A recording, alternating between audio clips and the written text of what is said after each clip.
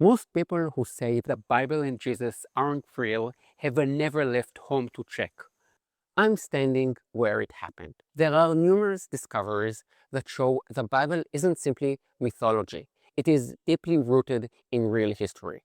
King David, Jesus, King Hezekiah, the stories about them are not legends. It is easy to read the Bible at home in Wisconsin and decide whether you believe it or not. But it is very hard to argue with reality when you can touch it with your own hands. Today I'm going to show you 5 discoveries that prove the Bible is rooted in real history. I'm Oren, a tour guide, and for 15 years I've led hundreds of tours in Jerusalem. And today I'm going to show you 5 archaeological discoveries that confirm people, places, and events described in the Bible. I'm standing right now in the old city of Jerusalem in front of the Church of the Holy Sepulchre, one of the most important places in the world and one of the worst places to have this particular conversation, because this place is very, very charged. I want to put everything on the table right from the start. I am a tour guide, not a spiritual leader. You believe? Great. You don't believe? Great. Jewish, Christian, atheist, Muslim, that's your personal journey. If I try to explain things here, some of you might think I have an agenda or that I'm trying to make you believe in Jesus. Here at the church, it is very complicated. When Jesus was crucified and buried here 2,000 years ago, this was actually a Jewish cemetery outside Jerusalem. Today, it is a church inside the city. So, to talk about the truth of the Bible, I want to take you to a much more neutral place, the place where it all started, ancient Jerusalem, an archaeological site known today as the City of David.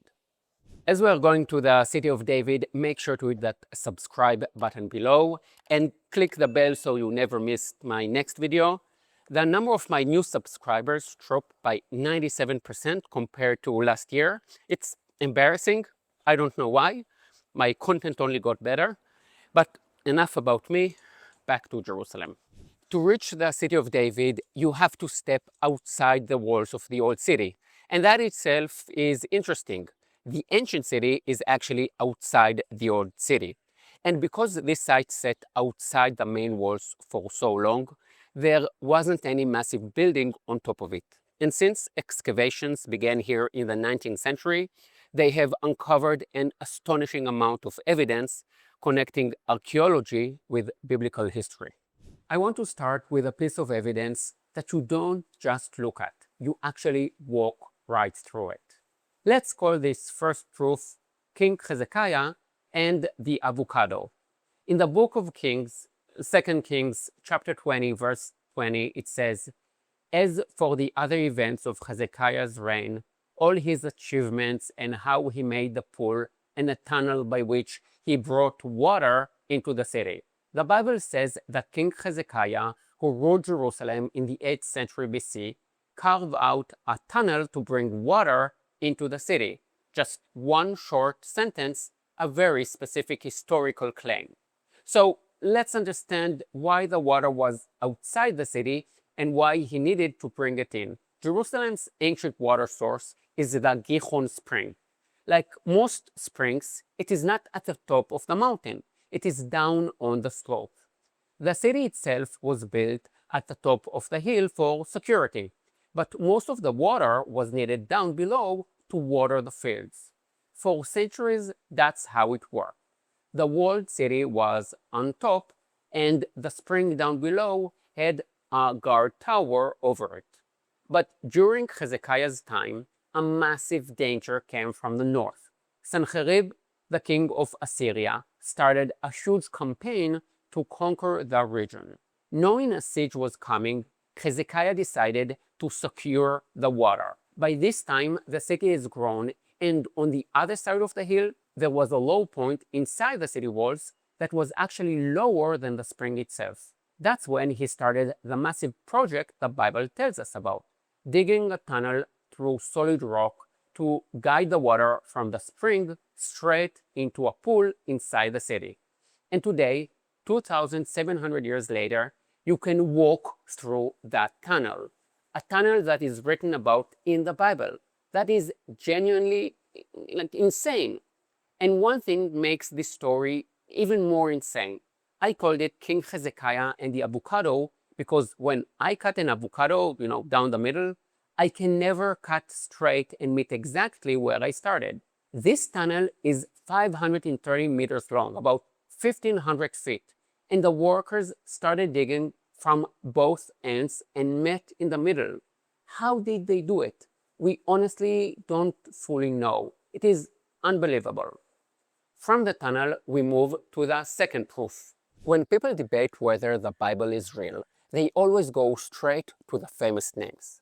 But the Bible mentions hundreds of names. One of them appears in the book of Jeremiah, chapter 36, verse 10, Gemariah, son of Shaphan, who served as the royal scribe. By the way, in Hebrew, his name is a little funny, because Shaphan means rabbit. So translated, the name is basically Gemariah, son of a rabbit. Anyway, a clay seal was found here with his name on it. It is called a bulla, a personal stamp seal that only a very small number of important people possessed. That is how they signed official documents. A name from the Bible found right here in the ground. Now you might say maybe it is a coincidence. Maybe there were many people with that name. First, no, it is not a common name. And second, another bulla was found with another name. An ordinary name, not funny at all, Yehochal, son of Shalmiyahu. But that name leads us to the third proof, the destruction of the first temple. Nobody loves a good destruction quite like archaeologists. War, fires, earthquakes. Archaeologists live for disasters, and for good reason. First of all, when the Bible says there was a massive war, how do we know that it is true?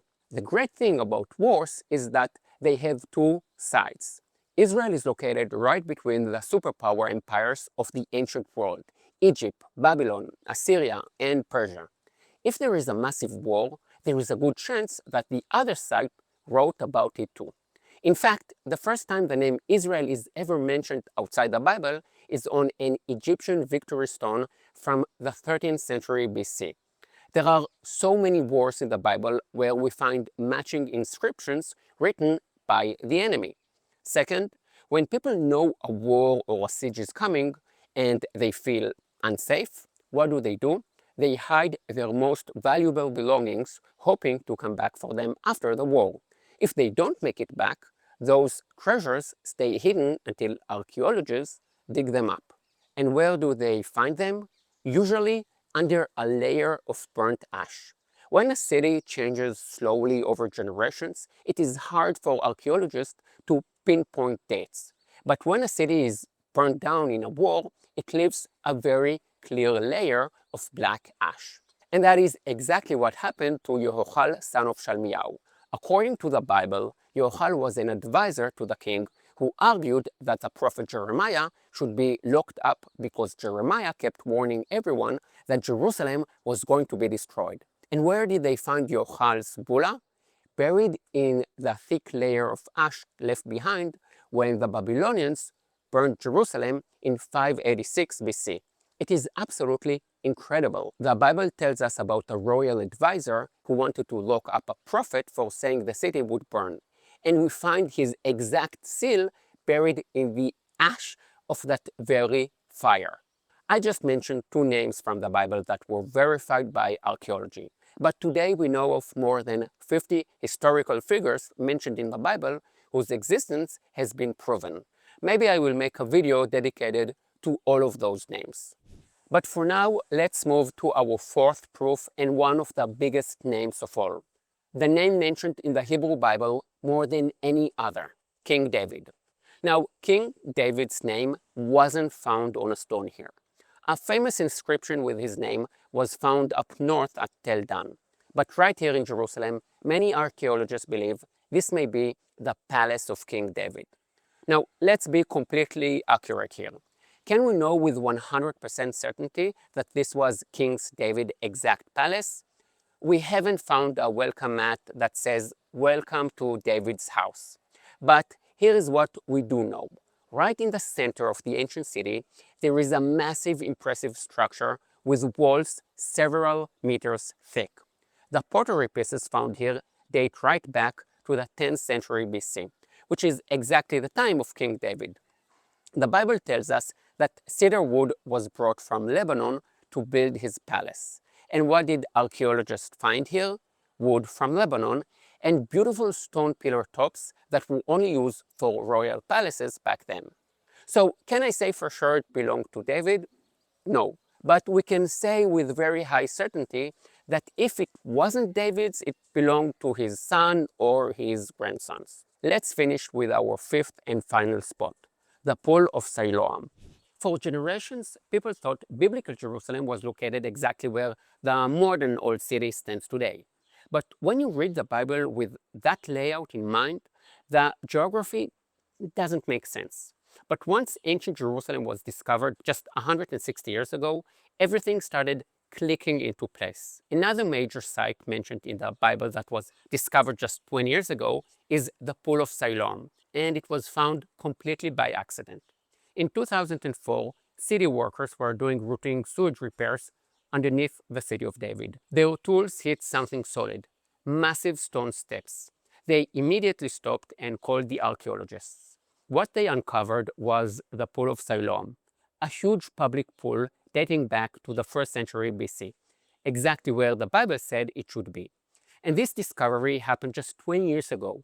Just imagine what else is still hiding under the dirt, waiting to be found. The book of Isaiah mentions the water of Shiloh. Nehemiah mentions it. And in the New Testament, in the book of John, Jesus sends a blind man to wash in the pool of Siloam. By the way, it is interesting to note that Jesus didn't perform his miracle inside a church, because churches didn't exist yet. He didn't do it in a synagogue or even up at a temple. According to the New Testament, the two miracles Jesus performed in Jerusalem happened right next to public water pools. I find it interesting. Just recently, archaeologists fully opened the ancient pilgrim road that leads all the way from this pool straight up to the Temple Mount. The exact path that hundreds of thousands of Jews walked thousands of years ago, Jesus being one of them, and the same path we can walk today. As we walk up this ancient path, I want you to think about something. Right here in just one location in a short video, we looked at 5 discoveries, 5 moments where archaeology and Bible meet in the same place. Whether you are religious, secular, or somewhere in between, one thing is hard to deny. The people who wrote these texts were describing a real world, and that world is still waiting beneath our feet. Imagine how much more you would learn and how much better you would understand history, biblical history, if you came here for a full week or a 10-day trip to explore dozens of these sites. If you can't make it out here in person, you can check out my Jerusalem Masterclass course with all my personal guiding and deep dives. The link is below in the description. And of course, I want to thank my supporters on Ko-fi. Thanks to your support, I can keep making more videos and show you the incredible history of the land of Israel. See you in the next video. Yalla, bye.